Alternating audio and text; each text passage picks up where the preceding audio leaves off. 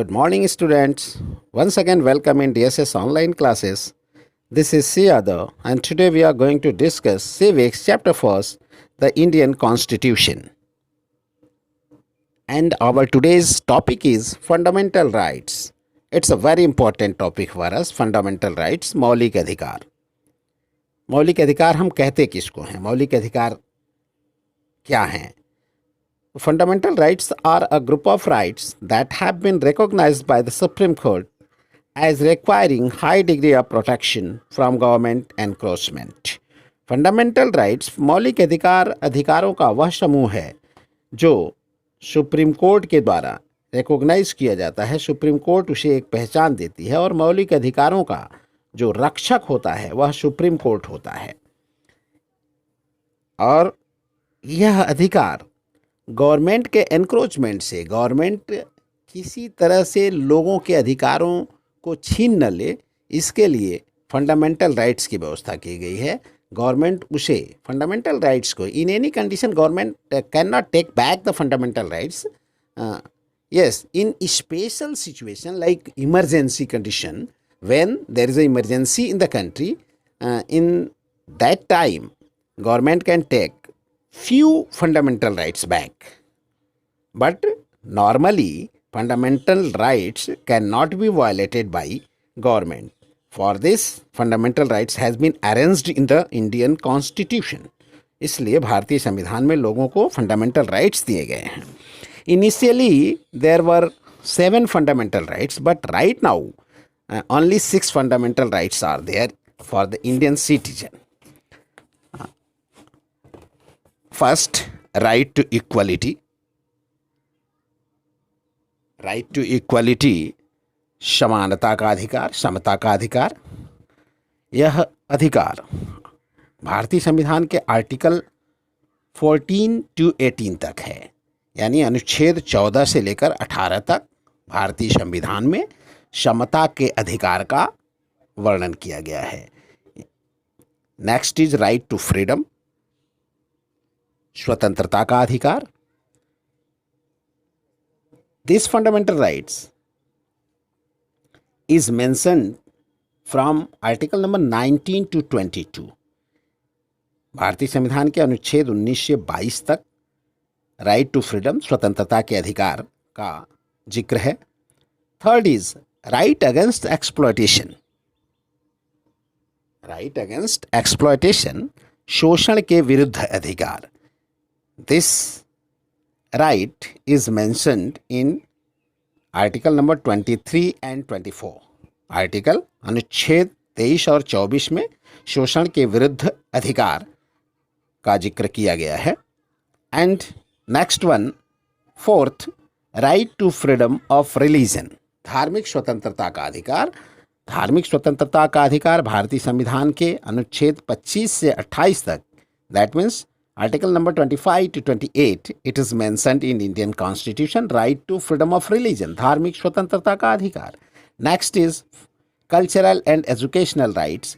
It is mentioned in Article number 29 and 30.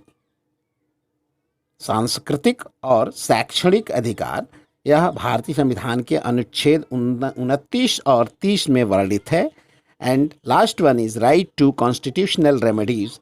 It is mentioned in article number 32. यह article number 32 में mentioned है constitutional remedies, यानी संवैधानिक उपचारों का अधिकार. It's a very important rights for the Indian citizen as fundamental right. मौलिक अधिकार के रूप में right to constitutional remedies सबसे महत्वपूर्ण अधिकार है. यह अधिकार, according to this right to constitutional remedies, the people of India, the citizen of India whose rights are violated by government are either one, that person can approach to court. According to article number 32, any citizen of the country can approach to the court if his or her rights are violated by government or any other personality. So these 6 fundamental rights are there right now in the Indian Constitution for the citizen of our country. One more fundamental rights, that was right to property. Initially it was in Indian constitution as fundamental rights, संपत्ति का अधिकार, rights to property. But according to amendment number 44 1978, it was exited from in as a fundamental rights. इसे यह अधिकार जो संपत्ति का अधिकार है वह भारतीय संविधान के 44वें संवैधानिक संशोधन 1978 के अंतर्गत इसे मौलिक अधिकार से हटा दिया गया और मौलिक अधिकार से हटाकर इसे जस्ट कानूनी अधिकार के रूप में रख दिया गया, संपत्ति के अधिकार को. अब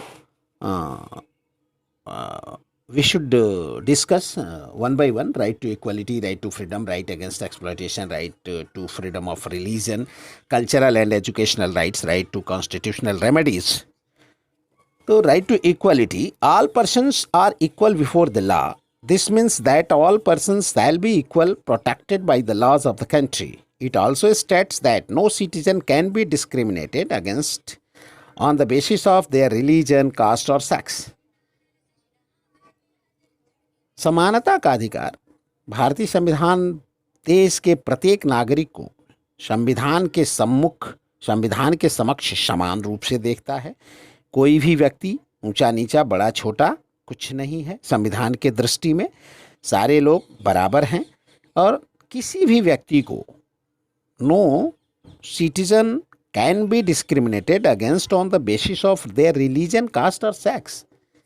भारत में किसी भी व्यक्ति को उसके धर्म, जाति और लिंग के आधार पर उसके साथ भेदभाव नहीं किया जा सकता है.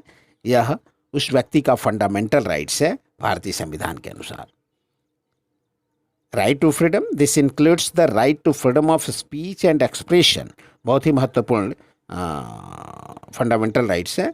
इसके अंतर्गत आपको विचार अभिव्यक्ति की स्वतंत्रता है. आप अपने विचारों को कहीं भी स्वतंत्र रूप से अभिव्यक्त कर सकते हैं, उसका प्रदर्शन कर सकते हैं, बिना हथियार लिए हुए, संविधान के दायरे में रहते हुए आप कहीं भी सभा कर सकते हैं, अपने विचारों को व्यक्त कर सकते हैं, रैलीज कर सकते हैं, प्रोटेस्ट कर सकते हैं. गवर्नमेंट के खिलाफ प्रोटेस्ट करने का भी अधिकार है आपको. तो ये सेकेंड नंबर का फंडामेंटल राइट्स है.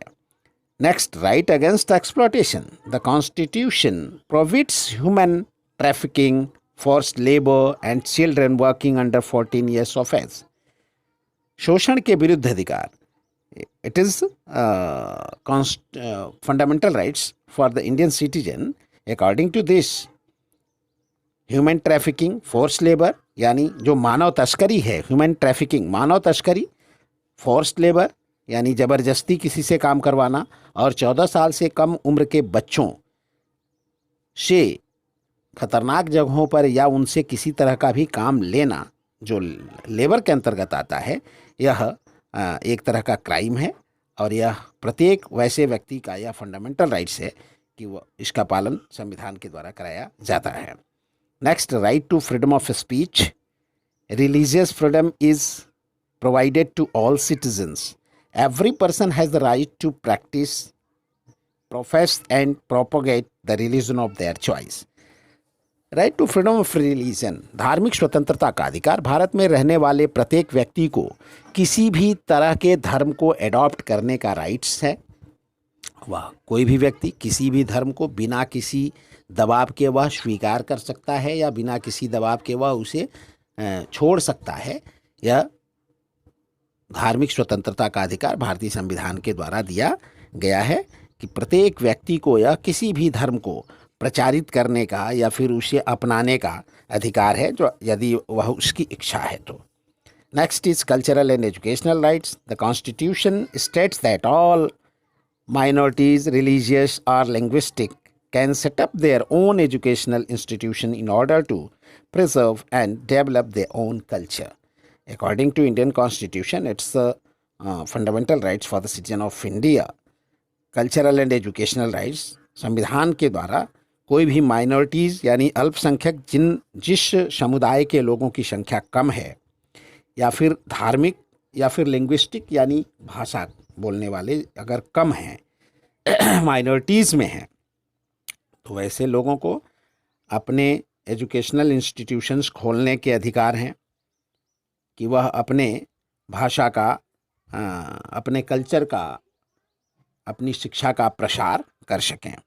And very important fundamental right is last, right to constitutional remedies.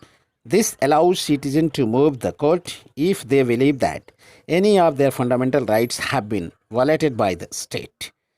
यह ऐसा अधिकार है जो भारत के लोगों को दिया जाता है कि अगर कोई भी व्यक्ति यह महसूस करता है कि गवर्नमेंट के द्वारा उसके अधिकारों का शोषण किया जा रहा है, उसे वायलेट किया जा रहा है, तो वह कोर्ट को अप्रोच कर सकता है, वह कोर्ट में इसकी शिकायत कर सकता है.